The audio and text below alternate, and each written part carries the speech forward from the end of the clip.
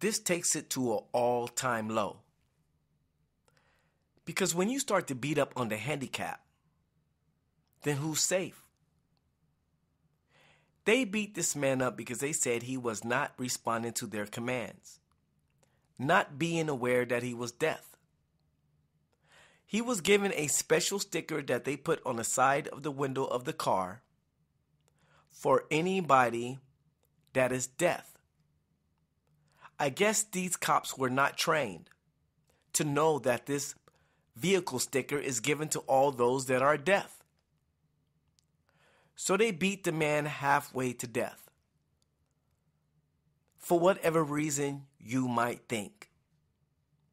All I know is they beat this man up because they felt he didn't respond to their commands. First of all, cops are servants. They're supposed to be public servants, but they don't act like it. They don't act like they serve us. They act like they serve themselves.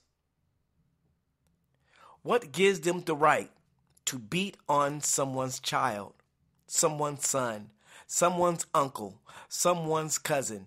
What gives them the right to do that? But once again, we can only speculate, right? We can only say, hey, who knows, right? But welcome to the new free world that some of you speak of. Welcome to the new world that you call the non-racial era. But as we see, it is no way in hell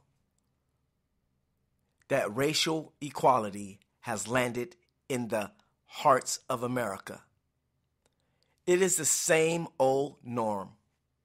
Matter of fact, it seems to be getting worse every day, every day, every day. But leave it up to these delusional blacks. They will tell you that things are getting better. Well, why don't you explain that to this man? Why don't you explain this to him? So I'm going to show you the video. You can judge for yourself. But I leave you with this. Welcome to your so-called better America.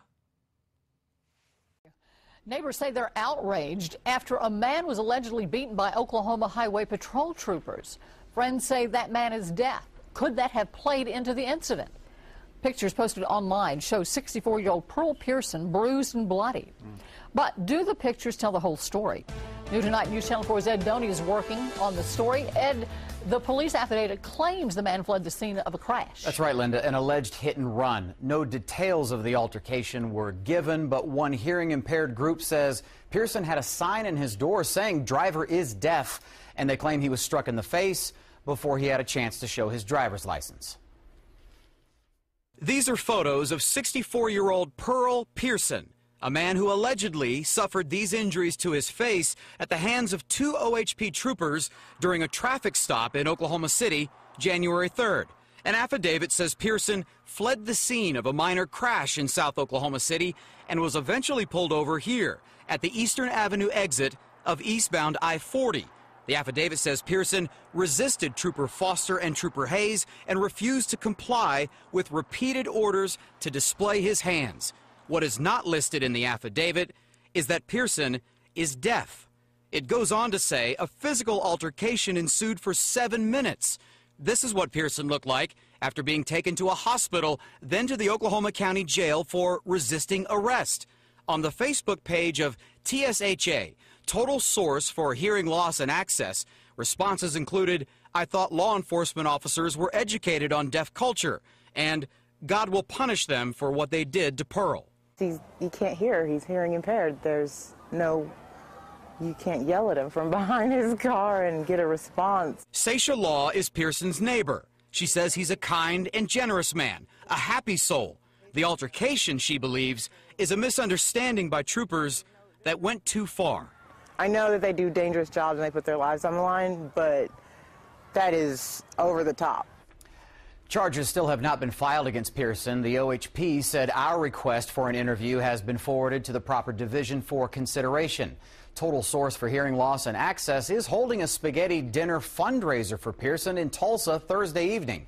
For more information on that and on the alleged abuse against him, log on to KFOR.com/links. Lyndon, Kevin.